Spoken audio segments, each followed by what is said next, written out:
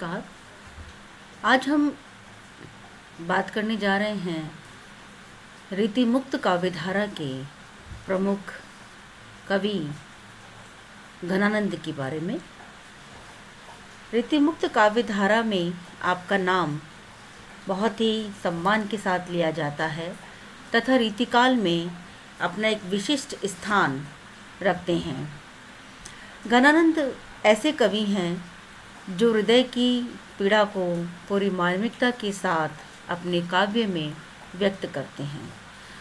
उनके जन्म तथा देहावसान विषयक तिथियों के बारे में विद्वानों में काफ़ी मतभेद रहा है। आचार्य रामचंद्र शुक्ल घनानंद का जन्म संवत 1746 के आसपास मानते हैं और कुछ लोग 1715, 1630 और 1730 और इस प्रकार अलग अलग विद्वानों ने इनके जन्म संवत को लेकर उनमें काफ़ी मतभेद रहा है। तत्पश्चात इनके बारे में ये किंवदंतियाँ प्रचलित रही हैं कि मुग़ल सम्राट मोहम्मद शाह रंगीले के दरबार में ये मीर मुंशी थे और दरबार की जो एक नर्तकी थी सुजान, उस पर आप आसक्त थे और दरबार में मीर मुंशी के रूप में उनके प्रभाव से अन्य लोग बहुत ही जलते थे और घनानंद को सदा नीचा दिखाने के लिए वह नए नए षड्यंत्र रचते रहते थे। और घनानंद बहुत अच्छे गायक थे और अच्छे गायक होने के कारण उनमें ऐसा कोई अभिमान तो नहीं था, परंतु वे सार्वजनिक रूप से नहीं गाते थे। और ये माना जाता है कि इसी कारण एक दिन दरबारियों ने सम्राट से मोहम्मद शाह रंगीले से को ये बताया कि घनानंद जो हैं वो एक बहुत ही अच्छे गायक हैं और आपको उनका गायन सुनना चाहिए। तत्पश्चात मोहम्मद शाह रंगीले ने उनकी बात को माना, अपने मंत्रियों की बात को माना और कहा कि ठीक है, हम घनानंद का गान सुनने के लिए तैयार हैं। सम्राट ने घनानंद से ध्रुपद गाने का आग्रह किया और घनानंद ने इनकार कर दिया। एक दरबारी ने कहा कि यदि सुजान आग्रह करे तो घनानंद गाना अवश्य सुनाएंगे। घनानंद को उम्मीद थी कि सुजान जो उनकी प्रेमिका थी, प्रेयसी थी, वह उनसे गाने का आग्रह नहीं करेगी, परंतु ऐसा नहीं हुआ और सुजान ने उनसे गाने के लिए कहा और इस पर घनानंद ने बादशाह की आज्ञा को तो स्वीकार कर लिया, परंतु वह बादशाह की तरफ पीठ करके और अपनी सुजान की तरफ मुख करके गाने लगे, जिससे बादशाह को बहुत धक्का लगा और उन्होंने इसे अपना अपमान समझा और घनानंद को दरबार से निकाल दिया।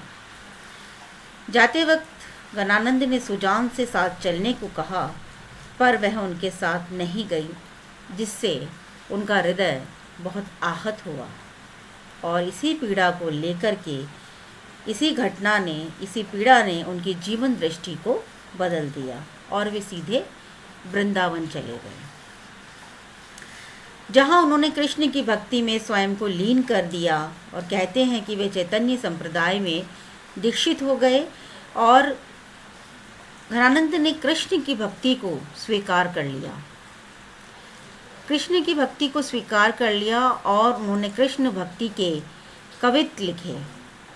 दरबार छोड़कर जाने के बाद वे सुजान के विरह में तड़पते रहे और सुजान विरह ही उनके काव्य का प्रमुख स्रोत बन गया।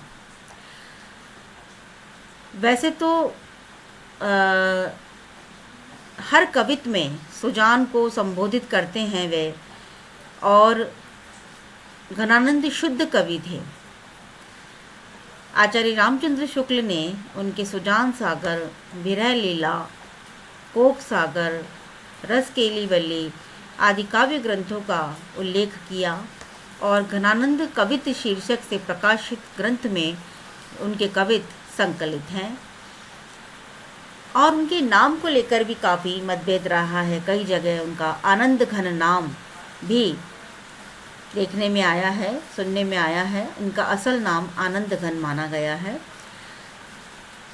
और बाद में परिवर्तित होते होते ये घनानंद में परिवर्तित हो गया। घनानंद ने अपने काव्य में प्रेम, सौंदर्य और विरह का बड़ा सूक्ष्म, मार्मिक और उत्कृष्ट वर्णन किया है, और इनके काव्य में विरह की प्रधानता है तथा साथ ही श्रृंगार के संयोग और वियोग दोनों ही पक्षों का बहुत ही सुंदर वर्णन किया गया है। विरही हृदय की विभिन्न दशाओं एवं अनुभूतियों की व्यंजना उन्होंने अत्यंत कोमल और उदात्त भाव से की है। आपकी भाषा ब्रज भाषा है, और ब्रज भाषा में आपकी प्रवीणता थी। स्वच्छंद स्वभाव और स्वच्छंद भाव धारा के कवि होने के कारण प्रेम की पीर और विरह की व्यंजना को बहुत ही बेजोड़ तरीके से आपने अपने काव्यों में चित्रित किया है। लाक्षणिक मुहावरे तथा प्रयोगों से पुष्ट उनकी काव्य भाषा बहुत ही उत्कृष्ट है, जिसमें प्रेम की पीर का अनुभव करने वाला ही इनकी इन कविताओं को, इनके इन काव्यों को बहुत भली भांति समझ सकता है। तो जहाँ रीतिकाल में एक और आचार्य बनने और लक्षण ग्रंथ रचने की परंपराएं चल रही थी, वहाँ विशुद्ध प्रेम की मार्मिक व्यंजना में ही घनानंद को विशेष रुचि रही, और अपनी प्रेमिका के नाम को उन्होंने अपने आराध्य कृष्ण का नाम बनाकर कृष्ण प्रेम को ही परवर्ती जीवन में महत्व दिया। और इस प्रकार वे एक सच्चे प्रेम प्रतीक बने, जिन्होंने प्रेम को ही भक्ति के रूप में व्यक्त किया। रीतिकालीन काव्य आदर्श के अंदर घनानंद जी की जो स्वीकार्य अनुभूतियों पर विश्वास किया और अपने हृदय की भोगी हुई पीड़ा को उन्होंने अपनी कविताओं में रूपायित किया, और ऐसे लोगों पर दया प्रकट करते थे जो शास्त्र या बुद्धि की आँखों से प्रेम के हर्ष विषाद का अनुभव किया करते हैं। प्रेमानुभूति की साक्षी तो उनकी ही आँखें हो सकती हैं, जिनके हृदय में चाह की मीठी पीर उठती हो, और रीति कवि भावों को बुद्धिगम्य समझकर उसी से उन्हें काव्य निबद्ध करते थे। और घनानंद ने सच्ची अनुभूति को बुद्धि से परे सिद्ध किया। प्रेमानुभूति में बुद्धि दासी है, और उनकी जो रीझ है, उनका जो रीझना है वो पटरानी है। तत्व का बोध बौरानी में ही होता है, पागलपन में ही होता है। और घनानंद बुद्धिवादी कवियों के प्रेम कथन को नीर मंथन के समान निष्फल बताते हैं। उन्हें वाणी के रहस्य से अनभिज्ञ, ठंडे हृदय के तथा जड़ कहते हैं। वे लोग कृत्रिम प्रेम का निर्वाह करते हैं, और उनसे कवि का कोई इस प्रकार मेल नहीं हो पाता है। घनानंद का जो प्रेम संबंधी दृष्टिकोण है, घनानंद जी की कुछ विशेषताएं हैं, उनको लेकर हम बात करते हैं। तो घनानंद मूलतः एक प्रेमी कवि थे। जिस युग में घनानंद ने लेखनी उठाई, उस युग की प्रवृत्ति भी श्रृंगारिक थी, और उस युग के अधिकांश कवियों ने न केवल सैद्धांतिक धरातल पर श्रृंगार की रस राजता घोषित की, बल्कि व्यवहारिक जीवन में भी इसी के अंग और उपांगों की उपासना भी की। फिर भी घनानंद और उनके समसामयिक अन्य कवियों में बड़ा भारी अंतर है, जिसकी चर्चा हम पहले भी कर चुके हैं कि उन्होंने लक्षण ग्रंथों और आचार्य बनने की होड़ थी, परंतु घनानंद में रीति मुक्त काव्यधारा को अपनाया। रीति मार्गीय प्रेम श्रृंगार का मूल आधार रसिकता है, प्रेम नहीं, और ये रसिकता शुद्ध ऐन्द्रिक अथवा उपभोग प्रधान है। इसीलिए वासना को अपने प्राकृतिक रूप में ग्रहण करते हुए उसी की तुष्टि को निश्चल रीति से प्रेम रूप में स्वीकार किया गया। उसको न आध्यात्मिक रूप देने का प्रयत्न किया गया, न उदात्त और परिष्कृत करने का। ये श्रृंगार उपभोग प्रधान एवं ग्राहिस्तिक है। तो इसमें एक तरफ बाजारी इश्क से भिन्नता है, तो दूसरी ओर रोमानी प्रेम की साहसिकता भी प्रायः उसमें नहीं मिलती। इसीलिए इसमें तरलता और छटा अधिक है, आत्मा की पुकार और तीव्रता कम। रीतिकालीन काव्यधारा का प्रधान तत्व भक्ति नहीं, प्रेम रहा। ये प्रेम कहीं मांसल तो कहीं मानसिक और आध्यात्मिक रहा। जब हम श्रृंगार वर्णन प्रेम की मानसिक अनुभूति को गहराई और तीव्रता से अभिव्यक्त करता है। इनके प्रेम व्यंजना में इतनी आकुलता, इतनी व्यथा एवं इतनी पीड़ा है कि कठोर से कठोर पाठक और श्रोता भी द्रवित हो जाता है, और उसमें संयोग सुख की इतनी मादकता एवं उल्लास भावना भरी हुई है कि सह हृदय को आनंद विभोर कर देती है। इस प्रकार हम ये कह सकते हैं कि घनानंद के प्रेम वर्णन के विस्तार के लिए हम ये कह सकते हैं कि आनंद के घन लागे अचंभो, पपीहा पुकारते क्यों अरसे, प्रीति पगी अखियानी दिखाए के, हाय अनित सुदीठ छिपे। और उनके प्रेम की स्थिति ये है कि व्यक्ति स्वच्छंद प्रेम के रस में निमग्न रहते हैं। जो अभिषिक्त होता है वे गा उठते हैं। उनकी प्रेमा अनुभूति को हम विभिन्न प्रकार से और आगे भी स्पष्ट करेंगे, जैसे कि इहलौकिक प्रेम। इहलौकिक प्रेम रीतिकालीन प्रेम का आधार लौकिक सुख और आनंद का अनुभव करना था।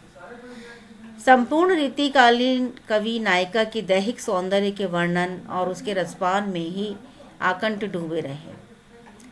इस भौतिकता के प्रति जब कभी उनके अंदर एक अपराध बोध पैदा हुआ तो उन्होंने कृष्ण और राधा के प्रेम में तब्दील कर दिया कि राधा कन्हई सुमिरन का बहाना है।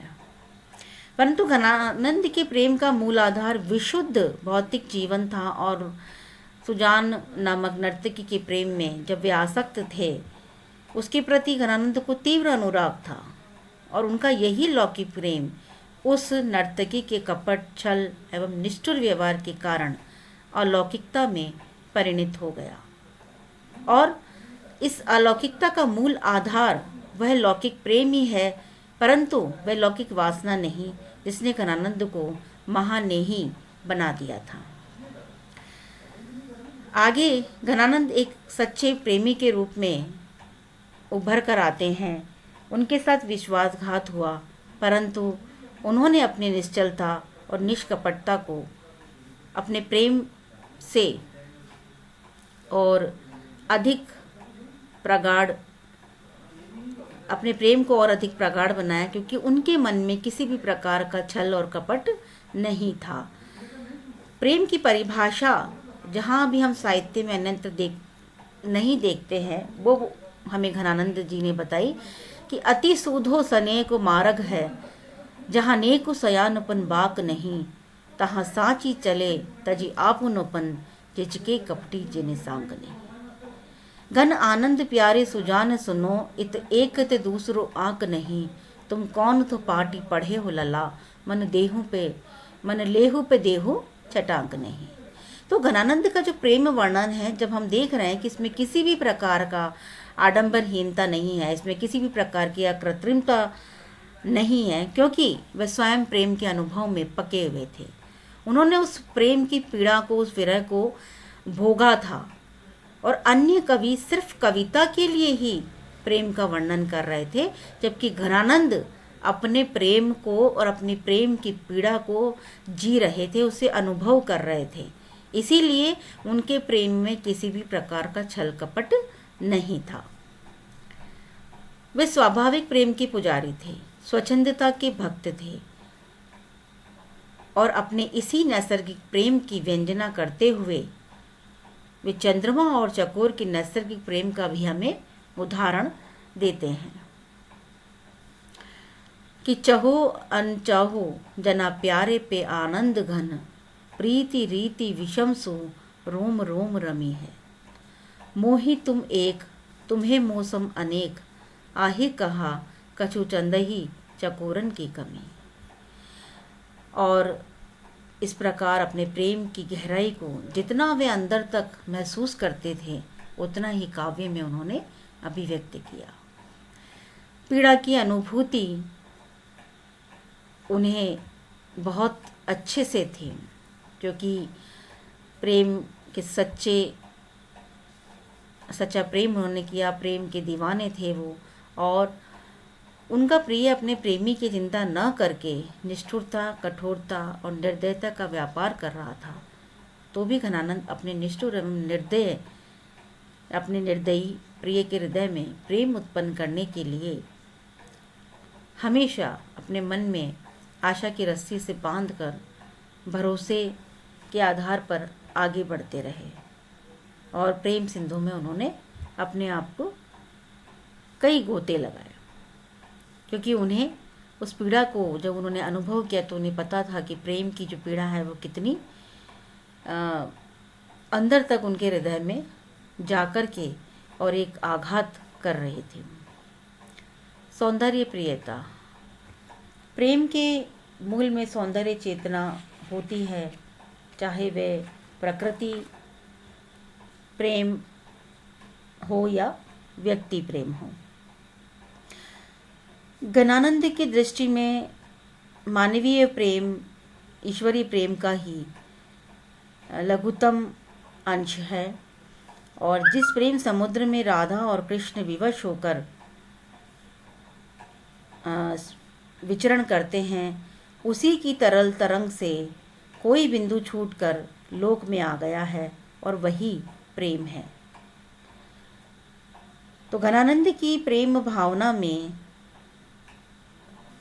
अतीन्द्रिय सौंदर्य के रहस्यमय संकेत विद्यमान है, और घनानंद के प्रेम का मूल कारण भी यही सौंदर्य है। इसीलिए घनानंद कहते हैं कि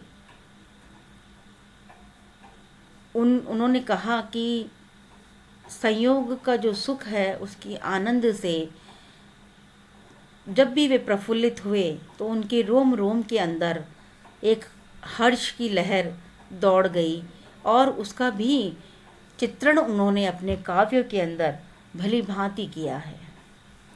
इसके साथ ही उनकी जो विरह आकुलता है, विरह आकुलता में भी वो ये कहते हैं कि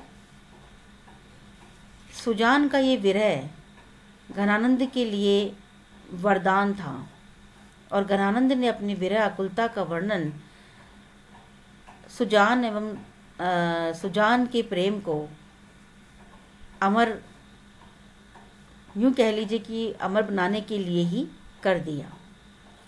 अगर सुजान न होती तो शायद घनानंद का ये काव्य या घनानंद को हम इस रूप में ना पढ़ रहे होते।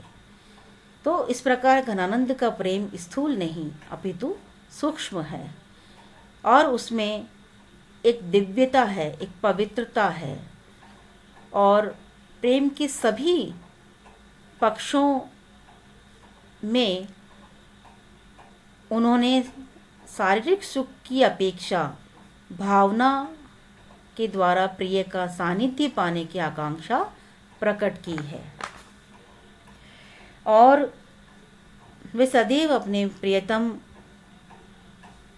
की को हमेशा पुकारते रहे और उसकी जो प्रेमानुभूति है वह अनिर्वचनीय है। इसीलिए वह प्रेमी की मूक पुकार है और पूर्णतया अनुभव करने वाली है, उसे महसूस किया जा सकता है। घनानंद का वियोग वर्णन, संयोग और वियोग प्रेम के दो छोर हैं।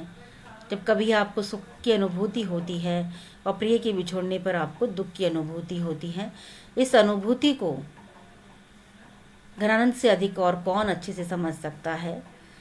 तो जब वियोग में अपने प्रेम की परीक्षा के दौर से वे गुजर रहे थे, या जब भी प्रेमी उस दौर से गुजरता है, तभी ये वियोग जो है वही प्रेम की असली कसौटी है। तभी उसका प्रेम इस कसौटी पर खरा उतरता है कि वह सच्चा प्रेमी है या नहीं। उसके प्रेम में वह सात्विकता या वह सघनता है या नहीं, या वह सेवर मात्र एक दिखावा है।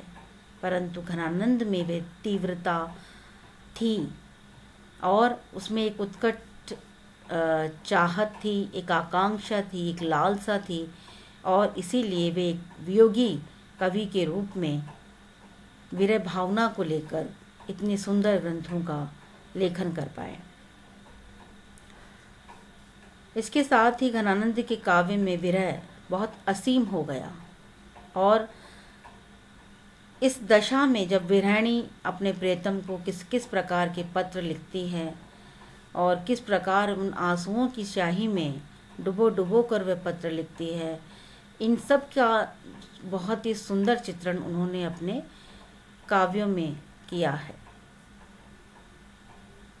और वियोग श्रृंगार में, रीतिकाल के अंदर वियोग श्रृंगार की इस तरह की कल्पना करना, उसमें इस तरह की त्याग की भावना को इतने उत्कट रूप में लेकर आना और अपने प्रेमी को बहुत सम्मान देना, ये रीतिकाल के अंदर उस रीति मुक्त का विधारा में घनानंद के लिए बहुत बड़ी बात थी।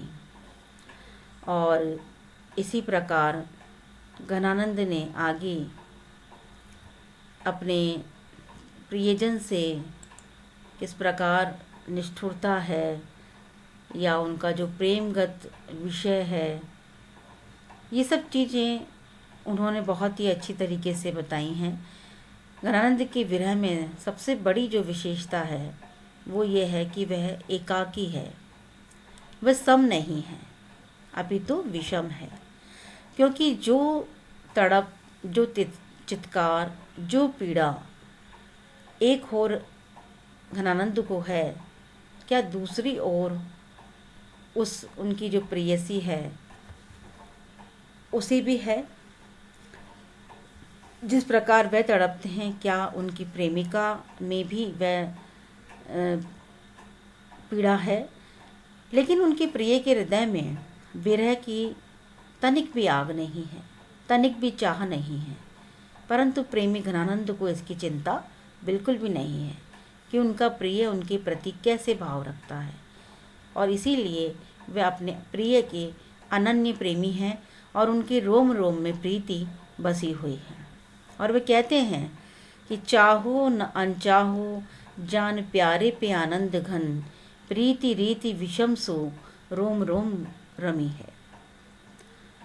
उपालंब भी है। विरह के अंदर उपालंब ना हो तो वो गंभीरता दिखाई नहीं देती है। तो इस उपालंब में विरह के प्रेम की एक निष्ठा भरी हुई है और प्रिय के प्रेम की उदासीनता भी भरी हुई है। इसीलिए इन उपालंबों में विरही ने स्वयं को बहुत दीनहीन, दुखी, विनम्र और अनन्य प्रेमी कहा है और अपने प्रिय को कपटी, विश्वासघाती, छली और निर्मोही, सभी प्रकार के सुख संपन्न एवं प्रेम रहित कहा है। अपने प्रेम को इसी अनन्यता एवं एक निष्ठा तथा प्रिय की उदासीनता एवं कपट व्यवहारपूर्ण कठोरता पर वह बार बार उपालंब देते हैं और उससे ये कहते हैं कि अति सूधो सने को मार्ग है, जहाँ नेक सयानपन बाक नहीं, परंतु फिर भी उसे समझ में नहीं आता है। और बहुत सारी बातों के साथ घनानंद जी आगे बढ़ते हैं। बहुत सारे रसों का उन्होंने अपने काव्य में चित्रण किया। सौंदर्य, चाहे वो नायिका के अंग प्रत्यंगों का हो, उनके मुख का हो या प्रकृति का हो, सभी में बहुत ही सुंदर चित्र उन्होंने अभिव्यक्त किए हैं। घनानंद का जो स्थान है वो बहुत ही, इस मामले में हम कह सकते हैं कि बहुत ही विलक्षण कवि रहे हैं वे रीतिकाल के, और उनकी कविता रीतिमार्गी कविताओं से सर्वदा भिन्न रही। रीतिकालीन जो कविता साहित्य शास्त्र की रूढ़ियों पर अत्यधिक आश्रित है, इसके विपरीत घनानंद ने स्वकीय अनुभूतियों पर विश्वास किया और अपने हृदय की भोगी हुई पीड़ा को अपनी कविताओं में रूपायित किया। और घनानंद मूलतः एक प्रेमी कवि थे, तो उनका प्रेम संबंधी दृष्टिकोण जो है वो रीतिमार्गी प्रेम से बिल्कुल भिन्न है। और उन्होंने ये भी कहा कि उनका प्रेम स्वच्छंद है और प्रिय व्यापार के कृत्रिम रूपों का उन्होंने त्याग किया। रीतिमार्गी कवि बुद्धि के बल से ही भाव का अनुमान करते थे और उसी के बल से प्रेम के बाह्य रूप का विधान भी करते थे। घनानंद ने प्रेम को हृदय की शुद्ध निश्चल भाव धारा माना और बुद्धि का उसमें उन्होंने गौण स्थान रखा था। घनानंद ने अपने कवित्व और सवैयों में अपनी अधिसंख्य रचनाएं रची। अलंकारों का प्रयोग बहुत ही उन्होंने कम किया है। घनानंद की जो भाषा है वो ब्रज भाषा है, उसका माधुर्य अप्रतिम है। मुहावरे और कहावतों के योग से भाषा की व्यंजकता को उन्होंने बढ़ाया और इस प्रकार से घनानंद ने एक विशिष्ट स्थान प्राप्त किया। माधुर्य गुण उनके इस पूरे काव्य में देखा जाता है। तो इस प्रकार हम ये कह सकते हैं कि घनानंद जो हैं वो हिंदी की संपूर्ण स्वच्छंद प्रेम काव्यधारा का अनुशीलन करते हुए हम इस बात पर पहुंचते हैं कि इस धारा की और भी अन्य कवि हैं, आलम, बोधा, ठाकुर, ये सभी प्रेम काव्य की प्रमुख प्रणेता हैं। उन्होंने प्रेमानुभूति और स्वच्छंदता का बड़ा ही मर्मस्पर्शी वर्णन किया, किंतु इन सब में सर्वश्रेष्ठ स्थान पर घनानंद ही विराजमान रहे, क्योंकि घनानंद के काव्य में जो प्रेम की अनिर्वचनीयता है और जो उनका असाधारण काव्य सौष्ठव है वो और किसी में हमें दृष्टिगत नहीं होता है, चाहे वे आलम हो, चाहे वे रसखान हो, चाहे ठाकुर हो। घनानंद ने सुजान का आलंबन बनाकर, सुजान को सहारा बनाकर अपनी इस लौकिक प्रेयसी के रूप सौंदर्य का जितना मार्मिक और मनोरंजक वर्णन किया वे बहुत ही सुंदर किया है। और उनकी घनानंद की श्रेष्ठता का सबसे बड़ा कारण भी ये है कि घनानंद के हृदय में सुजान के प्रति उत्कृष्ट प्रेम एवं असीम मोह भरा हुआ था और उनके मन में सुजान की अक्षय रूप राशि समाई हुई थी। इसीलिए घनानंद का काव्य प्रेम की गूढ़ता से भरा हुआ था और घनानंद का सा उक्ति वैचित्र्य और कोई कवि नहीं दिखा सका। उनकी जो लाक्षणिकता, मूर्तिमत्ता और किसी की रचना में दृष्टिगोचर नहीं होती है। तो इस कारण हिंदी काव्य की रीति मुक्त स्वच्छंद प्रेम धारा में घनानंद का शीर्षस्थ स्थान बना हुआ है और घनानंद जी हम सभी के बहुत अत्यधिक प्रिय बन गए। तो भाषा की समृद्धि की दृष्टि से भी देखें तो भी घनानंद की कविता के भाव पक्ष और कला पक्ष दोनों ही बहुत सुदृढ़ हैं, बहुत ही अद्भुत है।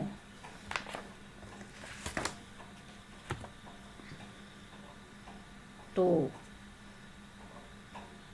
ये हमारे घनानंद जी का काव्य परिचय प्रस्तुत हमने किया। अगली कक्षा में फिर बात करेंगे। धन्यवाद।